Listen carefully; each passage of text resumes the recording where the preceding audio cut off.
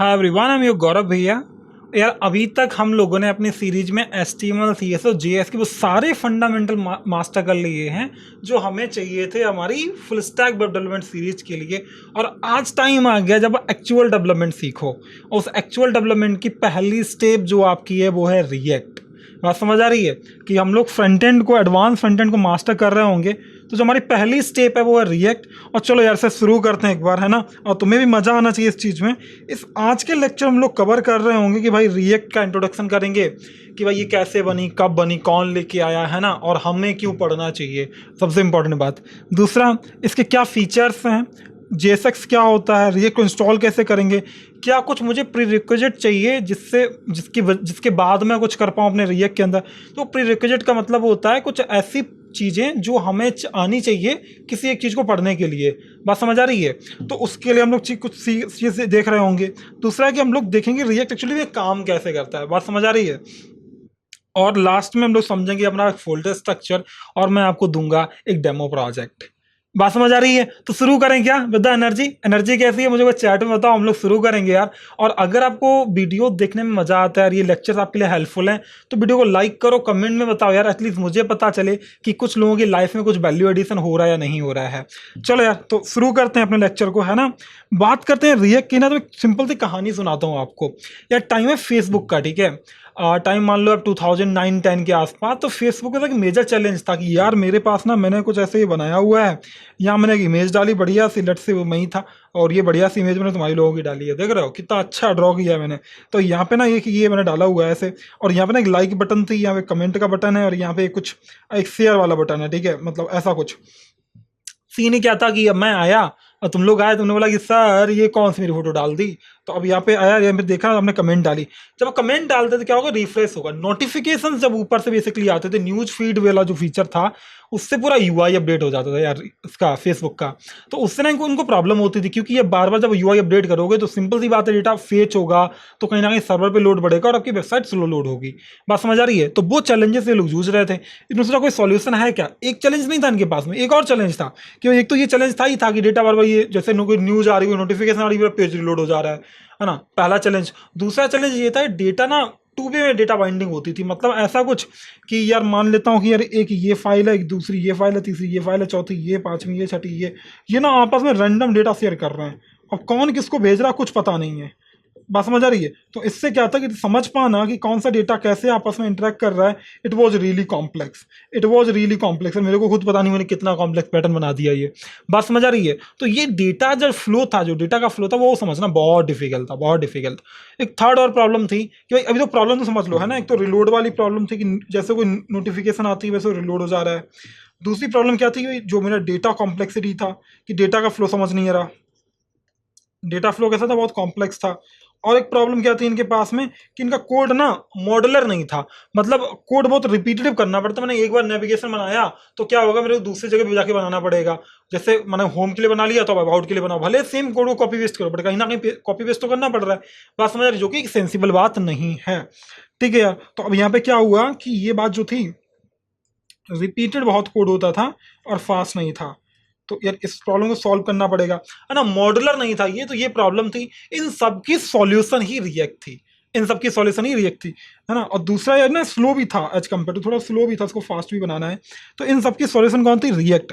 तो क्या हुआ, इन्हीं की एक फेसबुक की इंजीनियरिंग टीम में, फेसबुक जो थी उसी के इंजीनियरिंग टीम में एक इंजीनियर था जॉर्डन वॉल्के करके, जॉर्डन बॉल्के। अब ये सर ने क्या किया, कमाल की चीज इन्होंने बनाई। इन्होंने ना क्या काम किया, इस जो न्यूज फीड वाला जो ऑप्शन था यार, इसकी वजह से जो UI वाला अपडेट हो रहे थे, इसके लिए इन्होंने एक सॉल्यूशन बनाई, वो थी रिएक्ट, एक लाइब्रेरी बना दी। बात समझ रही हो। इसको इन्होंने नाम दिया 2011 के अंदर, और इसका नाम दिया इन्होंने Fex.js। इसका जो नाम था वो क्या था, Fex.js नाम था। बात समझ आ रही है। लेटर ऑन जब उनको लगा यार ये बहुत कमाल की चीज हो सकती है, 2013 में इसको पब्लिक कर देते हैं और ये ओपन सोर्स हो जाती है। और ओपन सोर्स होने के बाद इसका जो नाम होता है बेसिकली, इस किस नाम के साथ होती है, वो होता है मेरा React.js। बात समझ आ रही है। React JS. अब क्योंकि इसका कमाल का फीचर था यार, इससे कोड में मॉड्युलरिटी आ रही है, कोड फास्ट होगा, इन प्रॉब्लम को सॉल्व, जो पहले मेरी एग्जिस्टिंग प्रॉब्लम थी उनको सॉल्व करने वाली चीज आ गई, तो लोगों ने बहुत रैपिडली अडॉप्ट किया इसको और इसकी बहुत बड़ी कम्युनिटी बन गई। आज दुनिया की ऑलमोस्ट 60 से 70% जो वेबसाइट्स है वो रिएक्ट पे चल रही हैं। अब समझ लो कितना बड़ा नंबर है, along with the existing technology की बाद बाकी पूरा मार्केट शेयर इतने छोटे से पार्ट में रह गया और इसने को मेजर सा चंक कवर करके रखा हुआ है। बात समझ आ रही कितना रिएक्ट इंपॉर्टेंट बन जाता है। तो सिंपल सी बात है, अगर आज मेरे को एक अच्छी जॉब चाहिए, मेरे को एक अच्छा डेवलपर बनना है, फ्रंट एंड डेवलपर बनना है, मेरे को रिएक्ट आना इंपॉर्टेंट है। रिएक्ट के टॉप पे भी हम लोग कुछ कुछ चीज़ें में पढ़नी होती हैं, बट हाँ रिएक्ट आना बहुत इंपॉर्टेंट है। बात समझ आ रही है। अगर आपने फुल स्टैक बनने का सोचा या फिर आपने फ्रंट एंड डेवलपर बनने का सोचा तो ठीक है, कूल है, ये बात हमें समझ आ गई। तो अब रिएक्ट के फीचर्स क्या क्या थे, रिएक्ट के फीचर्स क्या क्या थे, तो सिंपल सी बात है, जो वहाँ प्रॉब्लम थी वो यहाँ सॉल्यूशन होगी, है ना। वहाँ प्रॉब्लम क्या थी, स्लो था, ये फास्ट करेगा। वहाँ प्रॉब्लम क्या थी कि भाई बार रिलोड हो रहा था, यहाँ पे पेज रिलोड नहीं होगा। इसके लिए उन्होंने कॉन्सेप्ट यूज किया वर्चुअल डॉम का, वर्चुअल डॉम का। वहाँ रियल डॉम होता था, हाँ डायरेक्टली चेंज किए, डायरेक्टली रियल डॉम में दिखेंगे, बट यहाँ ऐसा है नहीं, यहाँ वर्चुअल डॉम होता है। मैं आपको आने वाले टाइम में बताऊंगा कि एक्चुअली वर्चुअल डॉम एक्चुअली काम कैसे करता है, होता क्या है, या हो सकता है इसी वीडियो में लोग कहीं ना कहीं देख लेंगे। ठीक है, तो वर्चुअल डॉम मेरा हो गया। अब ये वर्चुअल डॉम जो था, इसकी वजह से क्या हुआ, रिलोड वाली प्रॉब्लम सॉल्व हो गई। रिलोड की जो प्रॉब्लम थी वो सॉल्व कर देता ये वर्चुअल डॉम।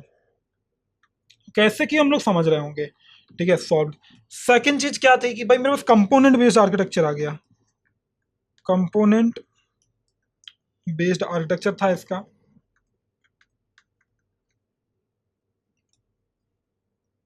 आर्किटेक्चर था, बस समझ इसका क्या मतलब था कि अगर मैंने पहले क्या होता था, मेरे को नेविगेशन का कोड बार बार जगह डालना है, मल्टीपल बटन्स बनानी है। यहाँ ऐसा नहीं होगा कि यहाँ पे ऐसा होगा कि भाई आपका जो पूरा यूआई है उसमें जो भी तुम छोटे छोटे पार्ट देखो वो सब कंपोनेंट होगा, उसमें एक बार बना लो, एक जगह बना लो, बाकी प्लेसेस तुम इसको रीयूज कर सकते हो इंपोर्ट करके। बात समझ आ रही है। तो इससे क्या होगा कि कोड मैंने लिखा एक बार, यूज मैं करूंगा बार बार। बात समझ आ रही है। एक बार मैंने लिखा, मैं यूज करूंगा बार बार। पेड़ एक बार लगा लो, बार बार जिंदगी भर फल खाओ, वो वाला यहाँ पे सीन होने वाला है। ठीक है यार। अगला क्या फीचर था, अगला क्या फीचर था, डेटा जो कॉम्प्लेक्सिटी थी मेरे प्रीवियस में, रिएक्ट के आने से सॉल्व हो गई। यहाँ पे यूनी डायरेक्शनल डेटा फ्लो हुआ, यूनी डायरेक्शनल डेटा फ्लो हुआ। इसका क्या मतलब था, इसका ये सिंपल सा मतलब था कि data parent to child, child to उसके चाइल्ड, उसके चाइल्ड से उसके चाइल्ड में ऐसे ट्रांसफर कर रहा होगा। एक डायरेक्शन मेरे को कंफर्म हुई भाई ऐसे डेटा जा रहा है। ऐसा नहीं है कि भाई ये जिगजैग कर रहा है, वो वाला सीन खत्म हो गया। बस समझ रहे। इससे क्या हुआ कि डेटा समझ पाना हमारे लिए बहुत इजी हो गया। बढ़िया यार, सही लग रहा है, सही लग रहा है। तो ये फीचर जैसे मेरे पास रिएक्ट के अंदर आए तो मेरे लिए चीजें आसान हो गई, और रिएक्ट की वजह से फेसबुक की तो लाइफ ही बदल गई यार, है ना। They literally successfully launch a crazy thing which is react, है ना। तो उनकी में तो बहुत सारे चेंजेस आए जो हमारे लिए आज हेल्पफुल हैं और पूरी दुनिया के लिए भी हेल्पफुल हैं, है ना। और क्रेडिट गोज टू जॉर्डन वाल के, जो कि एक सॉफ्टवेयर इंजीनियर थे किसके अंदर, फेसबुक के अंदर, और उन्होंने सच में कमाल किया यार। बढ़िया यार। अब अगला ना जो हमारी रिएक्ट होती है, ये बेसिकली नॉर्मल एचटीएमएल और जेएस और सीएसएस से नहीं चलती, हालांकि चलती उन्हीं से है, बट उनका कुछ कॉम्बिनेशन है। तो जो मेरा जावा स्क्रिप्ट जेएस प्लस एचटीएमएल का जो कॉम्बिनेशन है उसको लोग बोल रहे होते हैं जेएसएक्स। तो मेरा जो रिएक्ट का कोड है वो जेएसएक्स में लिखा जाएगा। किस में लिखा जाएगा, जेएसएक्स, मतलब combination of JavaScript and HTML. पहले आपको याद है मैं सेपरेट फाइल बनाता था एचटीएमएल और जेएस के लिए, या फिर स्क्रिप्ट टैग डाल के मैंने अपनी एचटीएमएल जावास्क्रिप्ट लिखी हुई है, बट यहाँ ऐसा नहीं होगा, यहाँ दोनों पैरेलल में लिखे जा सकते हैं। बात समझ आ रही है। दूसरा, जेएसएक्स के अंदर अगर आपको कोई ओपन टैग है तो क्लोज टैग होना मैंडेटरी है। जेएसएक्स के अपने कुछ रूल होंगे जो हम अलॉन्ग विद टाइम सीखते चले जाएंगे। लगभग एचटीएमएल की जैसे दिखती है बट थोड़ी सी डिफरेंट है, वो हमें समझना पड़ेगा, और टाइम या प्रैक्टिस से सीख जाओगे। बहुत बड़ा चैलेंज है नहीं इसमें। बात समझ गए। अगला क्या है, और टैग सारे वही है जो मेरे पास एचटीएमएल में होते थे। अगला चीज क्या है, रिएक्ट को इंस्टॉल कैसे करेंगे। देखो रिएक्ट किससे चलेगी, जावास्क्रिप्ट से, और जावास्क्रिप्ट कैसे चलेगा, नोड.जेएस से। तो हमारे पास क्या होना चाहिए, नोड.जेएस इंस्टॉल होना चाहिए। और अगर आपने जावास्क्रिप्ट कोड चलाया हुआ VS कोड पे, नोड.जेएस ऑलरेडी इंस्टॉल्ड है आपके में, नहीं है तो भाई नोड.जेएस इंस्टॉल कर लेना। मैंने अपने जेएस वाले लेक्चर में तुम्हें पढ़ाया हुआ है, आई गेस लेक्चर 1 में ही, जो जावास्क्रिप्ट लेक्चर था, है ना। तो नोड.जेएस होना चाहिए। ये अगर है तो इसके बाद एक कमांड तुम्हें लिखनी होगी, वो लिखनी होगी npx क्रिएट रिएक्ट ऐप। बात समझ आ रही है। और उसके बाद तुम्हारा ऐप का नाम जो भी तुम्हें देना है, तो ऐप नेम जो भी तुम्हें देना है वो दे दो यहाँ पे, और उस नाम से तुम्हारा रिएक्ट ऐप बन जाएगा। स्पेस मत देना भाई, यहाँ जैसे वेरिएबल नेम दे दो वैसे यहाँ पे ध्यान से दो, ठीक है। बात समझ गया। अब ये npx क्या होता है, तो जब भी आप नोड में कुछ भी इंस्टॉल करना होता है, आपको याद है लोडर हमने इंस्टॉल किया था एक प्रोजेक्ट के लिए, है ना, तो वहां पे क्या था कि हम लोगों ने npm लिखा था, नोड पैकेज मैनेजर, जो कि रिस्पॉन्सिबल होता है नोड पैकेज को इंस्टॉल करने के लिए और लोकल ग्लोबल से लोकल सेटअप करने के लिए। npx क्या होता है, नोड पैकेज एग्जीक्यूटर होता है। एग्जीक्यूटर मतलब जो एग्जीक्यूट करेगा पैकेजेस को, और आपको ना लोकल प्रॉपर सेटअप करने की जरूरत नहीं है, जो नेसेसरी चीजें वो आ जाएंगी। बात समझ आ रही है, उसको बोलते हैं npx, नोड पैकेज एग्जीक्यूटर। तो इसकी हेल्प से आप क्या करोगे, आपने जैसे लिखा क्रिएट रिएक्ट ऐप, ये आपके लिए रिएक्ट ऐप बना देगा और उसका नाम होगा ये। अब अगला है कि मेरे पास में प्री रिक्विजिट क्या चाहिए मेरे को, तो वो आपको HTML CSS आनी चाहिए एक फंडामेंटल लेवल पे, जो हमें आती है क्योंकि आप सीरीज देखते हुए आ रहे हो, ये मैं मान के चल रहा हूँ, और आपने प्लेलिस्ट का एक्सेस किया हुआ है, आप प्लेलिस्ट आप देख रहे हो लगातार वीडियो सिक्वेंस में। दूसरा कुछ कुछ एक्सटेंशन हमें चाहिए होंगे, जैसे कि हमें बॉयलरप्लेट चाहिए होती थी HTML में, यहाँ पे हम लोग ES7 करके एक बेसिकली एक एक्सटेंशन है जो लोग डाउनलोड करेंगे ES7, और एक ऑटो टैग रिनेम करके है, ऑटो रिनेम टैग करके है, उसको हम लोग इंस्टॉल कर रहे होंगे, रिनेम टैग, इसको यूज कर रहे होंगे। बात समझ आ गई, बात समझ आ गई। तो ये चीज़ें हमें चाहिए हैं और इन्हीं से हमारी बात बन पाएगी, बनना बात नहीं बनेगी। ठीक है यार, चलो यार, कूल है कूल है। तो हम लोग क्या करेंगे, हम लोग चलेंगे अपने VS कोड पे और देखेंगे कैसे बनाते हैं हम लोग अपना रिएक्ट का प्रोजेक्ट। यार ये सीन ना, ये पता वीडियो क्यों है, ये पड़ा हुआ लेक्चर, मैं ना अभी लास्ट वाला एक लेक्चर रिकॉर्ड किया था, बट प्रॉब्लम ये थी कि वो ना मेरी स्क्रीन रिकॉर्डिंग डिलीट हो गई, तो अब मेरे को ना ये डिलीट करना पड़ेगा यहाँ से, ताकि मैं तुम्हें दोबारा बता पाऊँ ये, ठीक है। और यार ना मैं फोल्डर भी दोबारा से ओपन कर लेता हूँ, ताकि आपके लिए चैलेंज ना रहे ये, है ना। तो सही है यार, कूल लग रहा है। मैं फोल्डर बाद में डिलीट कर दूंगा मस्त तरीके से। ये मेरा फोल्डर आ गया FSD सीरीज, अब अपडेट 13 नहीं दिख रहा है, अब आ गया एकदम फ्रेश सेटअप, ठीक है। मैं यहाँ पे आ गया, यहाँ आने के बाद मैं लिखूंगा npx, कैसे बनाते हो रिएक्ट ऐप, npx क्या लिखोगे, क्रिएट, स्पेस दे नहीं सकते, इसके लिए क्या यूज करोगे, हाइफन का, क्रिएट रिएक्ट, क्या करोगे, ऐप, यहाँ पे ऐप का नाम माना कि मैंने दिया डेमो, क्या दे दिया, डेमो। तुम यहाँ पे ऐप का नाम दे सकते हो, अब जो तुम्हारा मन करे। डेमो नहीं दे, मेरे डे 13 देना था यार, बट हो गया तो हो गया। रोक दें क्या इसको, बोलो तुम रोक देते हैं यार, मैं इसको रोक देता हूँ Ctrl C करके, रोक दिया मैंने इन बिटवीन, समझ रहे हो, इंस्टॉल ही नहीं होने दिया, क्योंकि यार ना मेरा डेमो चाहिए नहीं था ना, मेरे को कुछ और चाहिए ना। तो मैं यहाँ पे गया, मैं दोबारा लिखूंगा npx क्रिएट रिएक्ट, मैं लिखूंगा डे 13, है ना, ये डालना मेरे को अपने प्रोजेक्ट का नाम। तुम लोग अपना नाम जो भी रखना चाहो रख दो प्रोजेक्ट का, बात समझ रहे हो। अब देखो, इसको इंस्टॉल होने में टाइम लग सकता है, ये इंटरनेट की स्पीड पे डिपेंड करता है। मेरे पास इंटरनेट स्पीड अच्छी है, मैं ऑफिस में बैठा हुआ हूँ, तो मेरे पास स्पीड अच्छी है ना। आपके पास जैसी स्पीड होगी उस हिसाब से टाइम लेगा, प्रॉब्ली या 2 से 4 मिनट में हो जाता है ना, तो बहुत टाइम कंज्यूमिंग इतना भी नहीं है, बट ये मेरे में प्रॉब्ली भी हो जाएगा 30 सेकेंड और 1 मिनट के अंदर। चलो भाई, हो जाए जैसे ही, वैसे हम लोग शुरू करेंगे, इससे आपका ना रिएक्ट ऐप इंस्टॉल हो जाएगा, बस सिंपल सी बात ये है, ठीक है। तो ये इंस्टॉल हो रहा है, तब तक हम लोग एक चीज़ समझ लेते हैं यहाँ पे कि हमारा रिएक्ट काम कैसे करता है, ठीक है। रिएक्ट काम कैसे करता है, हम लोग एक बात अच्छे से जानते हैं कि रिएक्ट काम करेगा डॉम और वर्चुअल डॉम की हेल्प से, बस समझ आ रही। तो वो समझते हैं कि डॉम और वर्चुअल डॉम है क्या, डॉम वर्सेस वर्चुअल डॉम। पता क्या होता है, यहाँ पे तुम जो भी तुम्हारा जो HTML है, एक्चुअल जो HTML वेब पेज दिख रहा होता है वो डॉम होता है।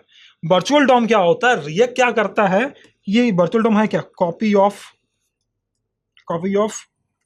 डॉम और रियल डॉम, ठीक है। तुम जो भी लिखना चाहो लिख लो, इसका ये पार्ट है। अब होगा क्या कि रिएक्ट क्या करता है, तुम्हारे ओरिजिनल डॉम की कॉपी निकाल के रख लेता है, जो भी चेंजेस होते हैं। और ये डॉम, वर्चुअल डॉम स्टोर कहाँ होता है, ब्राउजर के अंदर, ठीक है। ये कहाँ स्टोर होगा, ब्राउजर में स्टोर होगा, ब्राउजर में। बात समझ आ रही है। अब ब्राउजर में कैसे ऑब्जेक्ट होगा, as a object in browser, as object, JS object, ठीक है। बात समझ गए। तो ये ऐसे कुछ स्टोर होता है। अब क्या होगा कि तुमने जो भी चेंजेस किए हैं, तो सारे चेंजेस किस में जाते हैं, ऑल चेंजेस किस में स्टोर होंगे, वर्चुअल डॉम में होंगे, store in this, in virtual DOM, ठीक है। अब ये क्या करेगा, ये वर्जन बनाएगा, ठीक है। वर्जन बनाएगा, कैसे वर्जन बनाएगा, ये बोलेगा कि भाई मेरे पास में एक तो मेरा virtual DOM, current virtual DOM है जिसमें चेंजेस हो रहे हैं, दूसरा मेरे पास स्टोर्ड वर्चुअल डॉम है जिसमें मेरे को चेंजेस करने हैं। तो ये क्या करेगा कि माना कि मेरे पास एक UI थी, और उस UI पे मैंने ना कुछ कंटेंट में मैं चेंज कर रहा हूँ, मैं डायनेमिकली इंटरेक्ट कर रहा हूँ। इससे क्या होगा कि ये क्या करेगा, वर्चुअल डॉम की मेरी कॉपी है, ठीक है, मान लेता हूँ कॉपी है ये कॉपी 1, ठीक है। ये क्या करेगा, मेरे रियल वर्चुअल डॉम में जाके चेंजेस कर रहा होगा, कंपेयर करेगा कि भाई ये मिनिमल चेंजेस हैं तो यहाँ पे ऐसे से कर दो। पूरे पेज को नहीं बोलेगा कि भाई यहाँ पे किसी ने कमेंट डाली तो इतना पार्ट अपडेट करो, पूरा पेज अपडेट मत करो। बात समझ आ रही है? तो ये क्या करेगा, उतने पार्ट को जाके अपडेट करेगा किसमें, वर्चुअल डॉम के अंदर। अब वर्चुअल डॉम मिनिमल इफेक्ट के साथ में जो मिनिमल चेंजेस थे उनके साथ आराम से कंप्यूट कर लिया इसने, उन सारे चेंजेस उठा के रियल डॉम में डाल देगा बिना यूआई को रिलोड करे। बात समझ आ रही? बिना यूआई को रिलोड करे आपके चेंजेस चले गए। तो इस वजह से क्या हुआ कि भाई वर्चुअल डॉम ने अपने दो वर्जन के बीच में कंपैरिजन किया, प्रीवियस वर्जन और करंट वर्जन के बीच में जो भी मिनिमम चेंजेस उसको दिखे उसने वो चेंजेस वर्चुअल डॉम को दिए, वर्चुअल डॉम ने रियल डॉम को दिए, रियल डॉम से मेरी वेबसाइट दिख रही है बिना रिलोड किए। और ये प्रोसेस बहुत फास्ट हो जाती है क्योंकि वर्चुअल डॉम मेरा ब्राउजर में ही स्टोर्ड रहता है और मिनिमल चेंजेस पे काम करता है। मैंने कुछ भी जरा चेंज किया वर्चुअल डॉम में जाकर रिफ्लेक्ट हो जाता है। बात समझ आ रही है? वर्चुअल डॉम में जाकर रिफ्लेक्ट हो जाता है। और मैं आपको एक सिंपल सा एग्जाम्पल दूं, इसको ना इरेज कर लेते हैं यहाँ पे। मैं एक और सिंपल सा आपको एग्जांपल दूं तो एग्जांपल कुछ ऐसे है कि यार माना कि ना मेरे पास ये HTML है, ठीक है। इस HTML से भाई सिंपल सी बात है, एक बॉडी कनेक्टेड है ना, और यहाँ पे मेरा एक हेड कनेक्टेड है। अब क्या होगा, यहाँ पे क्या होगा कि भाई इसमें ना मल्टीपल एलिमेंट थे, माना कि डिव है और यहाँ पे ना, बट डिव का तो डाइव बना दिया हम लोगों ने, ये तो बड़ा गलत काम किया यार, है ना। चलो ठीक है यार, सही कर लिया। डिव है, माना कि यार यहाँ पे ना एक H1 है और समथिंग कुछ कुछ। अब ये मान लेता हूँ ये मेरे पास में डॉम है, ठीक है, ये मेरे पास में क्या है, डॉम है। यहाँ मान लेता हूँ एक वर्चुअल डॉम है। यार ये तो एक ही बार लिख लेते, नीचे ही लिख लेते, वहाँ क्यों लिखने की जरूरत थी, कोई बात नहीं। सो मैं क्या करूँगा, इसको इरेज कर लेते हैं हम लोग। और मैं यहाँ गया, यहाँ जाने के बाद मैं यहाँ पे आऊँगा, मेरे पास जो HTML था यहाँ पे मेरा HTML है, ठीक है। ये भी कुछ ऐसे ही बना होगा, मैंने लिखा बॉडी, मैंने लिखा हेड, ठीक है। यहाँ लिखा मैंने डिव और यहाँ लिखा मैंने H1। अब क्या हुआ, माना कि अब क्या होगा कि इस जो ओरिजिनल डॉम है इसकी कॉपी बनेगी मेरी वर्चुअल डॉम। कॉपी आपने किया और ये कॉपी क्या बन गई, वर्चुअल डॉम। तो अब जो भी आप चेंजेस करोगे वर्चुअल डॉम में करोगे, जो भी चेंजेस करोगे दो वर्जन में वर्चुअल डॉम की, ठीक है। एक ब्राउजर से स्टोर्ड है आपकी इसकी कॉपी। तो अब क्या होगा, माना कि आपने एक नया और एक डाल दिया, पे H2 डाल दिया, ठीक है। फिर आपका मन क्या है, H3 डिलीट कर देते हैं, H3 भी डाल देते हैं, ये आराम से देखता रहेगा। इसने कंप्यूट कर लिए सारे चेंजेस को, जैसे इसके सारे चेंजेस आए ये सारे चेंजेस उठा के किसमें डाल देगा, रियल डॉम में, H2 और H3। बात समझ आ रही है? इससे क्या होगा, ये पूरा रिलोड भी नहीं करेगा, विदाउट रिलोड करे चेंजेस को अप्लाई कर देगा। कौन, वर्चुअल डॉम किसमें, रियल डॉम में। करता कैसे है, मिनिमल चेंजेस को कंपेयर कैसे करता, डालता कैसे है, देखो। वर्चुअल डॉम की दो कॉपी है मेरे पास, बात समझ आ रही है। अब होगा क्या कि मेरे पास जो कॉपी, जो करंट कॉपी है और एक स्टोर्ड कॉपी है, तो करंट कॉपी में जो भी चेंजेस हुए, एक एल्गोरिथम होगी तुम्हारी जिसको तुम बोलोगे डिफिंग एल्गोरिथम, जो कि डिफिंग है। बेसिकली इसका काम होता है देखना कौन कौन से चेंजेस हुए, ठीक है, कंपेयर करने का काम। कंपेयर करेगा तुम्हारे किसके, वर्चुअल डॉम और रियल डॉम को कंपेयर कर लिया। कंपेयर करने वाली दो, तुम्हारा जो करंट था उसने रियल वर्चुअल डॉम में चेंजेस कर दिया, ठीक है। अब वर्चुअल डॉम से रियल डॉम में जाने वो कैसे होंगे, वर्चुअल डॉम से रियल डॉम में जाने के लिए पहले देखा जाएगा दोनों में क्या मिसिंग है, क्योंकि आप वही अपडेट करोगे जो अपडेट होना, पूरा यूआई नहीं अपडेट करोगे। वैसे पूरा यूआई अपडेट होता तो वो करोगे तो पूरा रिलोड होगा, वो नहीं करना है। मुझे क्या करना है कि मुझे मिनिमल चेंजेस को काउंट करना है। वो एक एल्गोरिथम होगी जिसको बोलते हो डिफिंग एल्गोरिथम। उसके अंदर तुम्हारे वर्चुअल डॉम और रियल डॉम के बीच में क्या डिफरेंसेस हैं वो कंप्यूट हो जाएंगे। फिर एक नई एल्गोरिथम आएगी जिसको बोलोगे रिकंसिलिएशन। रिकंसिलिएशन इस एल्गोरिथम से क्या होगा कि तुम लोग क्या करोगे कि भाई जो मेरा वर्चुअल डॉम है उससे चेंजेस मारोगे रियल डॉम में, ठीक है। अप्लाई चेंजेस करता है किसमें, रियल डॉम में। Apply changes in real DOM without reload, याद रखना, विदाउट रिलोड कि मिनिमल जिस कंपोनेंट में चेंज हुआ उसमें जाके चेंज कर दिया, बात खत्म। बात समझ आ रही है? इसलिए क्या हुआ कि बहुत सारी चीजें बच गई। बट ये सारी प्रोसेस चलती कैसे है, आपका फोल्डर स्ट्रक्चर कैसे काम करेगा, तो आपका जो मेन फोल्डर स्ट्रक्चर होगा आपके रिएक्ट प्रोजेक्ट का वो कुछ ऐसे डिवाइडेड होगा, ठीक है।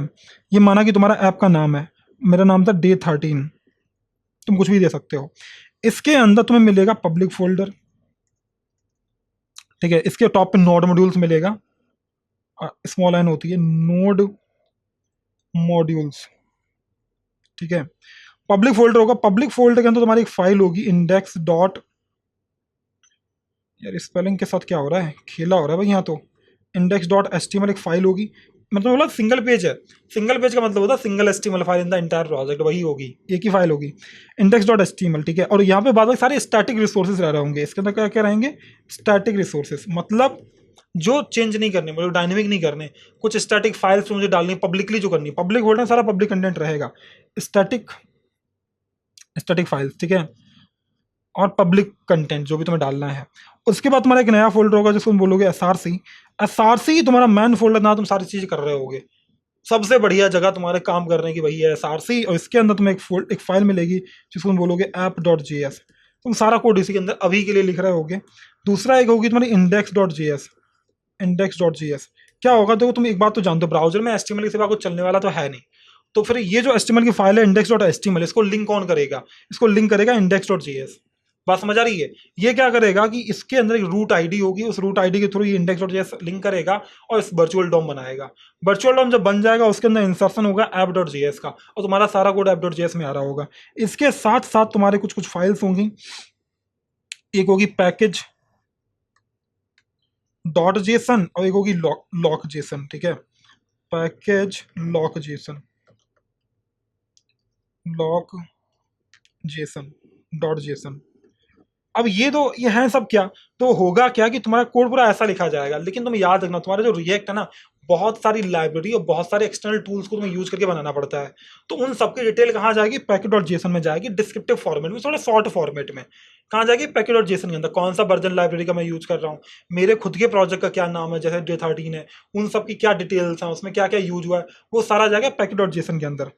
पूरे रिएक्ट के ऐप के बारे में बहुत डिटेल्ड जो इन्फॉर्मेशन अवेलेबल रहेगी वो पैकेट लॉक जेसन में रहेगी, और वो सारी फाइल्स जो इनके अंदर मेंशन्ड है वो इंस्टॉल्ड रहेंगी, डाउनलोडेड रहेंगी नोड मॉड्यूल्स में, जो कि बहुत बड़ा फोल्डर होता है और हमें जानने की जरूरत नहीं है, उसमें आप कभी कुछ चेंज नहीं कर रहे होगे, आप चेंज करोगे पैकेट जेसन के अंदर और बेसिकली app.js के अंदर। बात समझ रही है, इससे लिंक सारी फाइलें पे आप काम कर रहे होगे। और दूसरा बचता है मेरा रीडमी फाइल, जो कि बताएगी आपके प्रोजेक्ट के बारे में, और ये मेरी जरूरी होगी बेसिकली किसके लिए, जब हम लोग गिटहब पे डाल रहे होंगे अपना कोड, उस टाइम पे यार ये ना वहाँ पे थोड़ा अच्छा बताता है, डिस्क्रिप्शन देता है हमारे प्रोजेक्ट के बारे में दुनिया को। बात समझ आ रही? तो ऐसा कुछ मेरा प्रोजेक्ट स्ट्रक्चर दिखता है। तो चलो चलते हैं अपनी वेबसाइट पे और हम लोग देखते हैं। तो ये बन गया है, ये मेरे से बोला Day13 अंदर मूव करो, तो हम लोग लिखेंगे कि अभी हम FSD सीरीज फोल्डर के अंदर है, मुझे जाना Day13 में, CD Day13 में लिखूंगा। अब यहाँ मैं आ गया, अगर तुम देखो ना यहाँ पे, ये देखो नोड मॉड्यूल्स है, पब्लिक फोल्डर है, SRC है, गिट इग्नोर, मतलब कौन कौन सी फाइल तुम्हें इग्नोर करनी तुम गिटअप पे डालोगे उस टाइम पे, अभी के लिए मैंडेटरी है नहीं। दूसरा पैकेट लॉक जेसन है, पैकेज जेसन और रीडमी फाइल है, ठीक है। अब आ जाते हैं पब्लिक फोल्डर के अंदर, इसके अंदर तुम्हें एक फाइल मिलेगी index.html। इस फाइल के अंदर तुम्हें क्या देखोगे कि तुम्हारा जो टाइटल है, बाकी सारी चीज़ें हैं तुम्हारे प्रोजेक्ट के बारे में, SEO तुम यहाँ से कर रहे होगे, तो वो सब तुम्हें कहाँ मिलेगा, इस index.html मिलेगा। एक ही index.html फाइल होगी, दूसरी HTML फाइल नहीं होगी, इसलिए इसको सिंगल पेज एप्लीकेशन बोलते हैं। तो यहाँ तुम देखो बहुत ध्यान से, जो टाइटल है, अभी अगर तुम्हें रन करना, कैसे रन करोगे, कमांड लिखो npm start, Day13 के अंदर आके लिखो npm start, तुम्हारा प्रोजेक्ट स्टार्ट हो जाएगा और तुम्हें दिखेगा ऐसे कुछ, तुम देखो यहाँ पे लोड हो रहा है और ये दिख गया मुझे, समझो। प्रोजेक्ट का नाम भी क्या रहा है, रिएक्ट ऐप। अगर मेरे को बदलना है तो जाओ भैया इसके अंदर इसका टाइटल चेंज कर दो, माना मैंने लिख दिया डेमो ऐप, ठीक है, डेमो ऐप। वैसे कॉन्ग्रेचुलेसन था, आपका पहला रिएक्ट ऐप बन गया है, हालांकि मेरे में बहुत पहले ही हो गया था, आपके में हो सकता है 1 से 2 मिनट ले इसको करने में, ठीक है। डेमो ऐप बन गया। बाकी मैं बताऊंगा, इसको बोलते हैं फेविकॉन आइकॉन, इसको कैसे चेंज करते हैं हम लोग देख रहे होंगे आने वाले लेक्चर्स में, बट ठीक है, इतना ही तुम्हें ये जानना था। इतना याद रखो, यहाँ पे एक डिव होता है, डिव टैग होता है, जिसके अंदर आईडी पड़ी होती है रूट, यही तुम्हारा मैन एंट्री पॉइंट है जहां से सारा कुछ चल रहा होगा खेला, मतलब सारा का सारा कोड। बात समझ आ रही है? अब यहाँ ये पब्लिक फोल्डर को क्लोज कर दो, यहाँ आ जाओ SRC के अंदर, तुम आओगे index.js के अंदर। मैंने तुमसे क्या बोला था, index.js ही रिस्पॉन्सिबल है तुम्हारी वर्चुअल डॉम को क्रिएट करने के लिए। तो क्या होगा, तो यहाँ पे तुमने एक्सेस किया हुआ है किसको, उस रूट आईडी को, document.getElementById, रूट आईडी को एक्सेस कर लिया, उससे आपने अपना एक वर्चुअल डॉम बना लिया, एक रूट बना ली, और उस रूट में क्या कर रहे हो, ये देखो तुम्हारा ये रेंडर कर रहे हो, ये तुम्हारा रिएक्ट वाला काम चल रहा है यहाँ से। अब इसके अंदर कौन चलेगा, app.js चलेगा, जो कि ऐप कंपोनेंट है, यानी सेपरेट फाइल है, और वो मेरी यहाँ से इंपोर्ट कर रहा हूँ मैं, और डिफाइंड कहाँ पे, यहाँ पे। मतलब जो भी तुम कोड लिखोगे वो तुम इसके अंदर लिखोगे। अब कुछ कुछ एक्सटेंशन में तुम्हें इंस्टॉल करने के लिए बोले, तुम यहाँ पे जाओ और यहाँ जाके सर्च करो ES7, ये डाउनलोड कर लेना। इससे क्या होगा ना, जैसे तुम्हें बेसिकली क्या मिलता था, एक टेम्पलेट मिलती थी, किसमें, HTML वाले में हम लोग वो एक डालते थे, एक्सक्लेमेटिव मार्क डालते थे, उससे मुझे एक टेम्पलेट मिल जाती थी, वैसे तो यहाँ मिल जाएगी। तो ES7 plus react redux react native snippets डाल लो, तुम्हारा काम हो गया, बढ़िया। दूसरा मुझे क्या चाहिए, मुझे टैग ऑटो रिनेम चाहिए, तो ऑटो रिनेम टैग डाल लो, रिनेम टैग डाल लो। इससे बेसिकली क्या होगा कि जो तुम जानते हो रिएक्ट के अंदर ना ओपन टैग है तो क्लोज होना मैंडेटरी, वरना आएगी एरर। बात समझ आ रही है? तो यहाँ पे क्या तुम ये डाल लोगे तो इससे क्या होगा, तुम जो टैग लिख रहे हो ना स्टार्टिंग और एंडिंग अपने आप मैनेज होती चली जाएगी। तो ये टैग हो गया, एक मेरा ये एक्सटेंशन हो गया, बस 2 तुम्हें डालने हैं अभी के लिए और तुम गुड टू गो यार। मैं ऐसा हटा देता हूँ और ये मेरा आ गया, मैं समझ आता है पब्लिक फोल्डर था जिसके अंदर सारी पब्लिक फाइल्स रहेंगी। SRC के अंदर मेरा app.js है जिसमें मैं काम करूँगा। इसमें पूरे कोड को हटा देता हूँ, टेम्पलेट ले लेता हूँ। टेम्पलेट डालने के लिए RFC लिखोगे, अगर तुमने वो ES7 वाला डाउनलोड कर लिया तो ये आना शुरू हो जाएगा। अब तुम्हें जो भी कोड लिखना है तुम इसके अंदर लिखोगे, इसको बोलते हैं फ्रेगमेंट। यहाँ पे डिव डाला हुआ, डिव हटा भी दो, ओपन और क्लोज ब्रैकेट के अंदर। ये देखो ये ओपन एंगल ब्रैकेट है, क्लोज एंगल ब्रैकेट। तुम जो भी कोड लिखोगे, तुम दो नहीं हो सकते, ये एक ही होंगे। जो भी कोड लिखोगे वो तुम इसके अंदर ही लिखोगे। जैसे किसी प्रोग्रामिंग लैंग्वेज में मैन मेथड होता है ना, वैसे तुम्हारा ये मैन मेथड है। याद रखना, दो मैन मेथड नहीं हो सकते, वैसे ये तुम्हारा मैन मेथड है। तो तुम्हें जो भी कोड लिखना है इसके अंदर लिखोगे। अब मैं तुम्हें दिखाऊंगा, तुम्हें ये कोड AI सजेस्ट कर रहा है बेसिकली यहाँ पे ये लिखने के लिए। तो मैं ले लेता हूँ, सुन लेता हूँ इसकी बात। ये लिख रहा है वेलकम टू डेमो ऐप, ठीक है। बाकी नहीं सब कुछ सुनना है इसकी मुझे। अब क्या होगा, तुम देखोगे ना तुम्हारा ये तुम्हें लिख के आ रहा है, तो तुमने जो भी app.js के अंदर लिखना है वो तुम्हारे यहाँ पे लिख के आ जाएगा। या इसके अंदर कुछ CSS बाई डिफॉल्ट अप्लाइड है, मैं हटा देता हूँ। तो पहले ये तो app. वाला हटा दूँ। तो याद है पहला वाला पेज बन के आया था, सर्कल घूम रहा था, सब इसी ने किया हुआ था। और दूसरा एक ये index.css बनी हुई है डिफॉल्ट, इसको भी हटा दो। तो अब ये तुम्हारा जो नॉर्मली दिखेगा वो वैसे दिखेगा जैसे तुम्हारा HTML वाला दिखता था। बात समझ आ गई? और तुम्हें जो भी कोड लिखना हो तो अभी के लिए इसी पे लिखो। हम लोग नेक्स्ट लेक्चर्स में जान रहे होंगे बाकी सब कुछ। तो मैंने जैसे यहाँ पे कुछ यार सजेस्ट दे रहा, मैं लिख लेता हूँ मेरी AI की हेल्प से। तो ये कुछ यार कुछ इसने बोला, मैंने कुछ पैराग्राफ डाल दिया यार, बहुत हो गया यार। तो ये देख रहे हो, ये मस्त दिख रहा है मेरे को, मस्त दिख रहा है। तो ये कुछ कंटेंट है जो मेरे को दिख रहा है ना, और ये सही लग रहा है ऑलमोस्ट। तो तुम्हें क्या करना है, तुम्हें अपना पहला रिएक्ट ऐप बनाना है, उसमें कुछ कंटेंट डालना है। आने वाली वीडियो में हम लोग इसको देखेंगे CSS कैसे अप्लाई करेंगे, और बहुत सारी चीज़ें जो रिएक्ट के अंदर बहुत मैंडेटरी है और तुम्हें जाननी चाहिए, जिससे तुम्हारा रिएक्ट स्टार्ट हो पाएगा। आज तुमने बस सिंपल सी चीज़ देखी, इसमें से टैग सारे काम करते हो। H1 डालो, H6 डालो, जो तुम्हें डालना है सारे HTML टैग काम करेंगे। बात समझ आ रही है? वो तुम्हें याद रखना है, बट याद ये रखना कि ये JSX है। वो हम टाइम के साथ सीखते जाएंगे और समझ जाएंगे। बढ़िया यार। तो ये मुझे मस्त लग रहा है। तुमने अपना पहला रिएक्ट का प्रोजेक्ट बना लिया जो कुछ ऐसा दिखता है। प्रोजेक्ट सेटअप तुम्हारा हो गया है, फोल्डर स्ट्रक्चर तुम समझ गए हो, है ना। अब चलते हैं आगे। तो बहुत सारी अंडरस्टैंडिंग इस पैकेट जेसन के बारे में, पैकेट लॉग जेसन के बारे में और नोड मॉड्यूल्स के बारे में टाइम आते आते समझ आएगी। बात समझ आ रही है? ठीक है यार, तुम्हारे लिए एक असाइनमेंट है, सिंपल सा प्रोजेक्ट है। तुम्हें क्या करना है, app.js के अंदर जाके अपना रिएक्ट पहले बनाओ, फिर app.js के अंदर जाओ और अपने बारे में लिखो और देखो कैसा दिख रहा है। बस सिंपल सी बात। इससे क्या होगा, तुम क्लियर हो जाओगे भाई तुम्हारा रिएक्ट का सेटअप हो गया, बस दैट्स इट। यार उम्मीद करता हूँ तुम्हें पूरा लेक्चर समझ आया। बट यार रिएक्ट का ना प्रॉपर सेटअप कर लेना, प्रैक्टिस कर लेना। और अगर तुम्हें सच में ये वीडियो हेल्पफुल लगी है तो लाइक करना, मुझे कमेंट में बताना कि आप एक्साइटेड हो कुछ ऐसा बनाने के लिए जहाँ फ्रंट एंड बैक एंड सब कुछ लिंक हो रहा होगा, डिप्लॉयड होगा, और उसी पाथ पे हम लोग चल रहे हैं। कुछ लोग पूछ रहे थे कमेंट्स में कि ये टोटल कितने दिनों की सीरीज रहने वाली है। तो यार कुछ 30 डेज की सीरीज रहेगी जिसमें हम लोग पूरा फुल स्टैक कायदे से सीख जाएंगे AI के साथ। बात समझ आ रही है? चलो यार, तो मिलता हूँ आपसे नेक्स्ट लेक्चर में। तब तक ख्याल रखना, है ना, बट प्रैक्टिस करते रहना। Bye bye to all.